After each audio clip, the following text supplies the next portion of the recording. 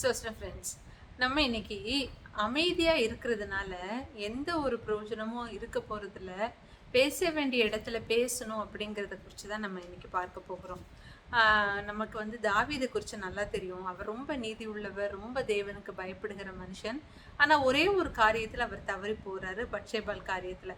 அதுக்கப்புறம் தேவன் சொல்கிறாரு, பட்டயம் உன் வீட்டை விட்டு நீங்காதுன்னு சொன்னதுக்கப்புறம் சில வருடங்கள் கழித்து அவருடைய மகனாகிய அம்னோன் வந்து என்ன பண்ணுறான், அவர் சகோதரி மேலேயே விருப்பம் கொள்ளுகிறார். அப்போ அவர் ரொம்ப மெலிந்து போகிறத பார்த்து ராஜா கேட்குறாரு, ஏன் இப்படி நீ மெலிஞ்சு போகிற அப்படின்னோடனே, என் சகோதரி கையால் நான் சாப்பிட்ணும் அப்படின்னு அவன் சொல்கிறான். அப்போ அவர் வந்து, நீ ஏன் சகோதரி கையால் சாப்பிடணும், ஏன் இருக்கிற வேலைக்காரங்க அவனுக்கு சாப்பாடு கொடுத்தா போதாது அப்படிலாம் கேட்கல. அப்படியா, ஓகே அப்படின்ட்டு அலோவ் பண்ணிடுறாரு. அப்புறம் அவர் ஒரு தவறு பண்ணிடுறான். இதை தெரிந்து கொண்ட தாமாருடைய சகோதரன் ஆகிய அப்சலோம் அவன் இருதயத்தில் இந்த அம்னோன் மேலே ஒரு பெரிய பகைமையை வளர்க்குறான். இது எல்லாமே உங்களுக்கு 2 சாமுவேல் 13, 14 அதுலலாம் வரும். அப்போ வந்து அப்சலோம் வந்து 2 வருஷம் வந்து இதுக்காக காத்திருக்கிறான். யாருக்கு தெரியும் இந்த காரியம்? தாவீதுக்கு நல்லா தெரியும். தன் மகன் அம்னோன் ஒரு தவறு பண்ணிட்டான், தன் மகளை வந்து அவன் வந்து இழிவுபடுத்திட்டான்னு தெரிஞ்சதுக்கு அப்புறமாக கூட தாவீது இந்த இடத்துல பதில் பேசியிருக்கவும் மாட்டார், எந்த ஒரு பனிஷ்மெண்ட்டும் கொடுத்துருக்கவும் மாட்டார். இப்போ அப்சலோம் தன்னுடைய சகோதரி இப்படி அம்னோன் பண்ணிட்டானேன்னு ஒரு காலத்துக்காக காத்திருக்கிறாரு. அப்போ வந்து அவர் என்ன ஒரு விருந்து பண்ண போறார். 2 வருஷம் சென்ற பின்பு, அதாவது 2 சாமுவேல் 13, 23, 2 வருஷம் சென்ற பின்பு அப்சலோம் எப்ராஹிமுக்கு சமீபமான பாலாத் சோரிலே ஆட்களை வைத்து ஆடுகளை மயிர் கத்திருக்கிற வெயிலில் இருந்தான். அங்கே ராஜகுமாரர் எல்லாரையும் விருந்துக்கு அழைத்தான். எல்லாரையும் வாங்க, விருந்துக்கு வாங்கன்னு கூப்பிடுறான். அப்பா அவன் அப்பாவையும் கூப்பிடுறான். இப்போ நாங்கள் எல்லாரும் வந்து அவனுக்கு ரொம்ப செலவாகுமே அப்படின்னு அவங்க அப்பா சொல்கிறார். இல்லை நீங்கள் வரணும், அப்படி நீங்கள் வர முடியலன்னா என் சகோதரன் அம்னோனெல்லாம் வர சொல்லுங்கன்னொன்னே, நீ எதுக்கு அம்னோனை கூப்பிடுற, அம்னோனையே இது விருந்தில் கலந்துக்கணும்னு இதுக்கு மட்டும் அவர் வந்து கேட்குறார். இதே காரியத்தை தாமாரியே வரணும்னு அம்னோன்ட்ட கேட்டிருந்தாருன்னா ஒரு பெரிய பிரச்சனையே வந்திருக்காரு. இல்லைப்பா, நான் எல்லாரையுமே கூப்பிடுறேன், நீங்களும் அனுப்பிச்சி விடுங்கன்னொன்னே அம்னோன் போய் கலந்துக்கிறான். சமயம் பார்த்து அப்சலோம் என்ன செய்கிறான், அம்னோனை கொன்று போட்டுடுறான். இப்போ இந்த விஷயம் ராஜாவுக்கு தெரிஞ்சோடனே ராஜா ரொம்ப துக்கப்பட்டு அழுறாரு. அவர் வந்து நினச்சிட்டாரு, எல்லா ராஜகுமாரனையும் அப்சலோம் கொண்டுட்டான் அப்படின்ட்டு. ஆனால் அம்னோனை மட்டும்தான் கொண்டிருப்பான். அப்போ அப்சலோம் என்ன பண்ணுறாரு, தன் தகப்பன் இதை அறிந்து தகப்பன் முகத்தில் முழிச்சா தகப்பன் தன்னை கொன்று போட்டுருவான்னு அவர் வந்து என்ன செய்கிறாரு, அந்த இடத்துல இருந்து ஓடி போகிறார். 37 அப்சலோமும் அம்மியூதின் குமாரனாகிய தல்மா என்னும் கேசூரின் ராஜாவின் இடத்திற்கு ஓடி போனான். தாவீது தினம்தோறும் தன் குமாரனுக்காக துக்கித்து கொண்டிருந்தான். இப்படி எத்தனை வருஷம் அவர் வந்து அப்சலோம் இன்னொரு ஊரில் இருந்தார்னா 3 வருஷம் இருந்தார். அப்புறம் அவருடைய படைத்தளபதி யோபாப் வந்து தந்திரமாக எப்படியாவது அப்சலோமை திரும்பவும் ராஜாங்கத்துக்குள்ளே கூட்டி கொண்டு வரணும்னு தாவீதுகிட்ட ஒரு வேலைக்காரி மூலமாக பேசி தாவீது சரி அப்சலோம் வரட்டும் அப்படின்ட்டுவார். ஆனால் வரட்டும்னு சொன்னதுக்கப்புறம் ஆனால் அவன் என் முகத்தை பார்க்கணுன்ட்டு இல்லை அப்படின்னோடனே இன்னும் ஒரு 2 வருஷம் என்ன ஆகுது, அப்சலோம் எருசலேம்லேயே இருக்கிறாரு, ஆனால் தாவீதை போய் பார்க்கல. அப்போ டோட்டலாக தாவீது அப்சலோமை பார்த்து பேசி 5 வருஷம் ஆகுது. இந்த 5 வருஷத்தில் அப்சலோம் என்ன பண்ணுறாரு, இஸ்ரவேலுக்கு வந்த அந்த 2 வருஷ காலத்தில் அவர் தனக்குன்னு குதிரை வீரர்கள், சேவகர்கள், இப்படி நிறைய பேரை சேர்க்குறார். சேர்த்து தன் தகப்பனுக்கு எதிராகவே அவர் என்ன செய்கிறாரு, ராஜாங்கத்தை பிடிக்கிறதுக்கு அவர் வந்து ட்ரை பண்ணுறார். அப்போ அதுக்கப்புறம் ஓடுறாரு. அப்புறம் அப்சலோம் கொல்லப்படுகிறான். இதெல்லாம் நம்மளுக்கு ஓரளவுக்கு தெரிஞ்ச ஒரு காரியம்தான். இப்போ இந்த இடத்துல பார்த்தீங்கன்னா தாவீது பேச வேண்டிய இடத்துல அவர் பேசாமல் அமைதியாக இருந்தது. அவர் வந்து ஒருவேளை அப்சலோம் மேலே கோபத்தில் கூட அப்சலோம் கிட்ட 3 வருஷம் அவனை வந்து தேடாமல் இருந்திருக்கலாம், இல்லை அவனை வந்து அவன் இப்படி பண்ணிட்டானேங்கிற வருத்தத்தில் இருந்திருக்கலாம். ஆனால் ஒரு 3 வருஷம் கழித்து திரும்பவும் எருசலேமுக்கு வந்துட்டான்னு தெரிஞ்சதுக்கு அப்புறமாக கூட தாவீது அப்சலோம் கிட்ட பேசியிருக்கவே மாட்டார். அந்த 5 வருஷம் இடைவெளி அப்சலோமுக்கும் தாவீதுக்கும் இருக்கிற நெருக்கத்தை ரொம்ப குறைவுபடுத்திடுச்சு. எந்த அளவுக்கு போச்சு அப்படின்னா, தன் தகப்பனை கொன்று அவருடைய ராஜ்யத்தை கூட சுதந்திரித்து கொள்ளலாம் அப்படிங்கிற அளவுக்கு யாருக்கு என்ன வந்துருச்சுன்னா அப்சலோமுக்கு என்ன வந்துருச்சு. வருஷ பிரகாரம் பார்த்தோன்னா அம்னோன் தான் தாவீதுக்கு பிறந்த முதல் மகன். 2வது மகன் பேர் கிளையாப், 3வது தான் யாருன்னா அப்சலோம். இந்த தாவீதுக்கு இருக்கிற பிள்ளைகளை பற்றி நீங்கள் 2 சாமுவேல் 3வது அதிகாரத்தில் குறிப்பிடப்பட்டிருக்கு. அப்போ அப்சலோம் வந்து கிளையாபுக்கு முந்தி தான் போய் ராஜ்யத்தை சுதந்திரத்து கொள்ள போகிறார். ஆனால் தாவீது அப்சலோமை வெறுத்தாரா அப்படின்னா வெறுக்கலை. தாவீது அப்சலோமை கொல்லணும்னு நினைச்சாரான்னா அப்படியும் நினைக்கல. தாவீதுக்கு அப்சலோம் மேல ரொம்ப அன்பு, தன் மகன் அப்படிங்கிற எண்ணம் தாவீதுக்கு எப்பவுமே இருந்தது. ஏன்னா தன்னை துரத்தி கொண்டு அப்சலோம் தன்னை கொல்ல வருகிறான், ராஜ்யத்தை எடுக்க வருகிறான்னு தெரிஞ்ச போது கூட பிள்ளையாண்டானே மெதுவாக நடத்துங்கன்னு தன் சேவகர்களுக்கெல்லாம் சொல்றார். அப்போ என்னதான் பிள்ளைகள் மேல ஒரு கோபம் இருந்தாலும், நான் பிள்ளைகள் மட்டும் சொல்லலை, எந்த ஒரு காரியத்துல யார் மேல ஒரு கோபம் இருந்தாலும் அதை சரியான வேளையில பேச வேண்டிய இடத்துல பேசாம நம்ம போறோம் அப்படின்னா நம்மளுடைய அமைதி என்னைக்குமே அந்த அந்த ஒரு சூழ்நிலையை மாற்ற போறதில்லை. சில இடத்துல வாயை வந்து மூடிக்கொண்டு இருக்கிறது நல்லது. ஏன்னா பேசாது இருந்தால் மூடனும் ஞானி என்று எண்ணப்படுவான். சில நேரத்துல பிரச்சனை பெருசாகாம இருக்கிறதுக்கு, இல்லை நம்மளால வேற எதுவும் ஒரு கலவரம் ஏற்படாம இருக்கிறதுக்கு சில நேரம் நம்ம வாயை மூடிக்கொண்டு இருக்கிறது நல்லது. ஆனா ரொம்ப காலத்திற்கு இல்லை, நெடுங்காலத்துக்கு இல்லை.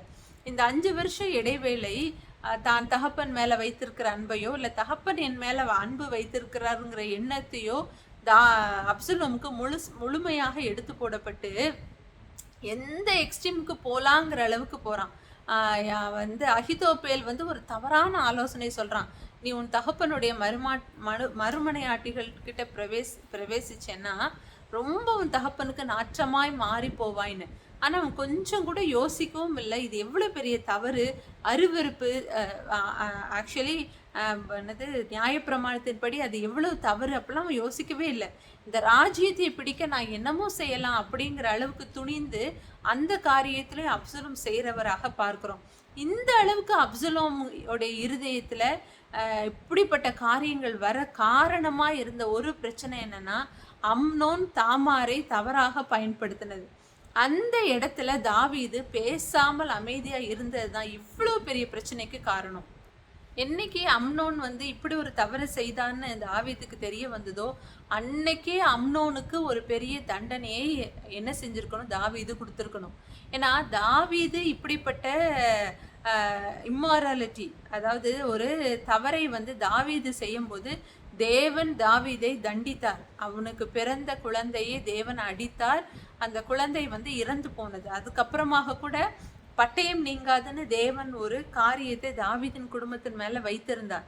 அப்போ தான் ஒரு தவறு செய்தேன் அப்படிங்கும்போது தேவன் அமைதியா இல்லாம உடனே தாவீதுக்கு அதை உணர்த்தி அவர் உடனே மன்னிப்பு கேட்டார். பாருங்க, ஒருவேளை இதை உணர்த்தப்படாமலே விட்டிருந்தாங்க, தேவன் வந்து தாவீதை விட்டிருந்தாருன்னா தாவீது தொடர்ந்து தவறான காரியத்தை செய்ய அவர் இருதயம் கடின கூட பட்டிருக்கலாம்.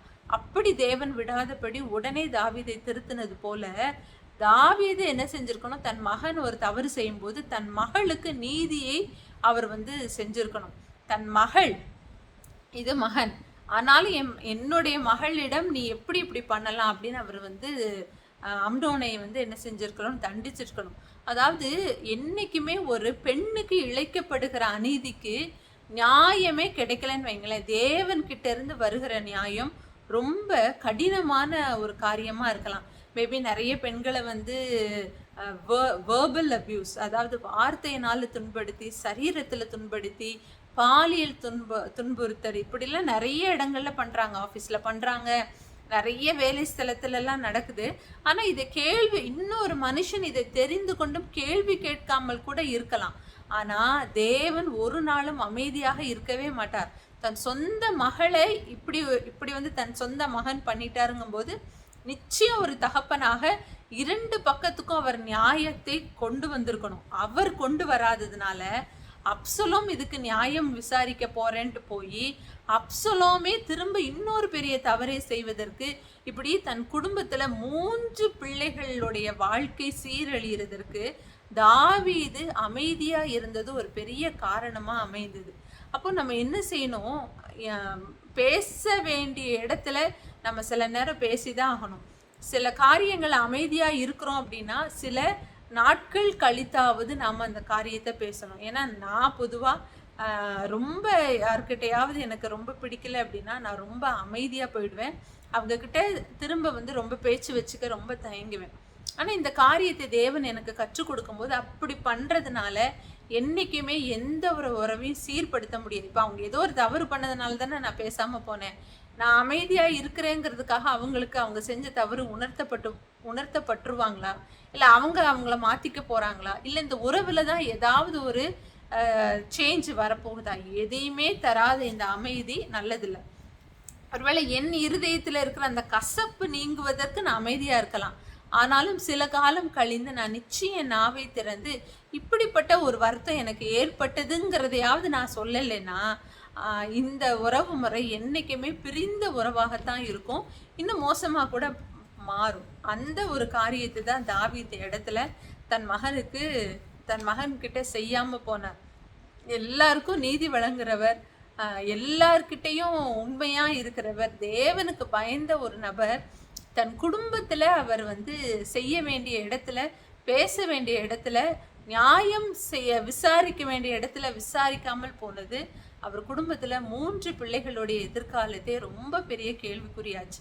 2 பிள்ளை மரித்து போனாங்க. ஒரு பிள்ளை வாழ்க்கை இல்லாதவளாக இறுதி வரைக்கும் இருக்கிறத நம்ம பார்க்க முடியுது. அதனால் கோபத்தில் நீங்கள் சில நாட்கள் வேண்டாம் பேசாமல் இருங்க. ஆனால் ரொம்ப நாள் இதை இழுத்துறாதீங்க. நிச்சயம் நீங்கள் உங்கள் இருதயத்தில் நீங்கள் எப்படிப்பட்ட உணர்வில் இருந்தீங்கிறத கண்டிப்பாக சொல்லுங்கள். முக்கியமாக பிள்ளைகள்கிட்ட வார்த்தையாகவோ இல்லை ஏதாவது ஒரு முறையில் ரொம்ப தன்மையான முறையில் அவங்கள காயப்படுத்தாதபடி, அவங்க இருதயத்தை உடைத்து விடாதபடி நேர்த்தியாக பிள்ளைகள்கிட்ட நம்ம அப்பாவுக்கு இதை பிடிக்கல, அம்மாவுக்கு இதை பிடிக்கல, நீ இப்படி செஞ்சுருக்க கூடாதுங்கிறத எடுத்து சொல்லுங்க. அதாவது குத்தி காயப்படுத்துகிற மாதிரி சொன்னோன்னாலும் அது பிள்ளைகளுடைய இருதயத்தில் நம்ம வாயிலிருந்து வர்ற வார்த்தையை குறித்த பயத்தை தான் ஏற்படுத்துமே ஒழிய, எங்கள் அம்மா நிறைய கரெக்டாக பேசுவாங்க, எங்கள் அப்பா நிதானமாக இந்த காரியத்திற்கு என்னை திருத்துவாருங்கிற எண்ணம் பிள்ளைகளுக்குள்ளே வராது. தாவீதுடைய வாழ்க்கை ஒரு பெரிய எடுத்துக்காட்டு. பெரிய காரியம் செய்த தாவீது சின்ன ஒரு காரியத்தை செய்யாமல் ஒரு பேச வேண்டிய இடத்துல பேசாமல் போனது எவ்வளோ பெரிய காரியத்தை கொண்டு வந்துச்சு பாருங்க. நாம் இதில் ஜாக்கிரதையாக இருப்போம். நமக்கு கொடுத்த குடும்பத்தில் பிள்ளைகளில் இந்த காரியத்தை நாம் செய்யாதபடி நம்மளை காத்துக்கொள்வோம். God bless you.